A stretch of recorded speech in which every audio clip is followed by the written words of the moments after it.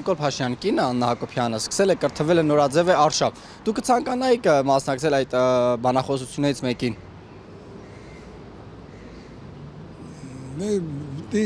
Ազիջան, մենք աշխարհով մեկ տեղյակ ենք, առաջի տիկնակ ինչով են զբաղվում, ինչ են անում, որոշ իհարկե, ոչ բոլորը,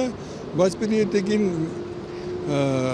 Աննա Հակոբյանը այնպիսի քաղաքականություն վարեր, անկախ իր ամուսնուց, որ իրեն ժողովուրդ ընդուներ, հարգեր, սիրեր, փայփայեր, ասեր հա մալադեց մեր առաջի տիկինը, բայց հələ որ ինչքան ես տեղեկացված եմ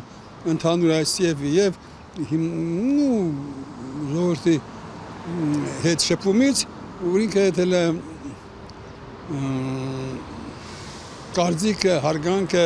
հələ որ չի ստացել։ Ոչ, ես կարծում եմ, որ մենք այդպիսի կրթության կարիք չունենք։ Ինչու՞։ Որտեղ մենք սովետական մարդիկ ենք եւ շատ բարձր կրթությամբ։ Փաշինյանի կինը Աննա Հակոբյանը սկսել է կրթվել է նորաձև է արշավ։ Դուք որպես քաղաքացի կցանկանայիք մասնակցել այդ բանախոսություններից մեկին։ Ես ուղղակի խորհուրդ կտամ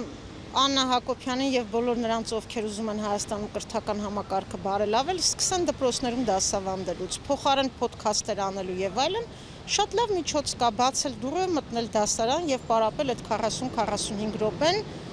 ուսուցչին հավասար պայմաններում եւ ավելի լավ ծանոթանալ կրթական համակարգին եւ դա ավելի այսպես ասած անմիջական բարեփոխում անել։ Ձեր կարծիքով Աննա Հակոբյանը որ առարկան լավ կդասավանդի ֆիզկուլտուրա, նկարչություն, թե պատմություն, թե հայոց լեզու։ Չեմ կարող ասել ճիշտն ասած, ես կարծում եմ կրթությունը շատ ավելի գիտական եւ պրոֆեսիոնալ ոլորտ է, քան ոդքասթային կրթական բարեփոխումները։ Իհարկե ոչ։ Ամեն մեկն իր կարծիքն ունի։ Նա թող իրան կրթի, ոչ թե մասածներին։ Չեք ցանկանա մասնակցել։ Ում հետ մասնակցին։ Գնայիք նստեք եւ լսեք Աննա Հակոբյանը ինչի մասին է խոսում։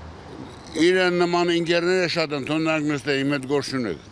Աննա Հակոբյանի մասին այդ բան չի էլի։ Անհարմար է կնոջ մասին խոսալ։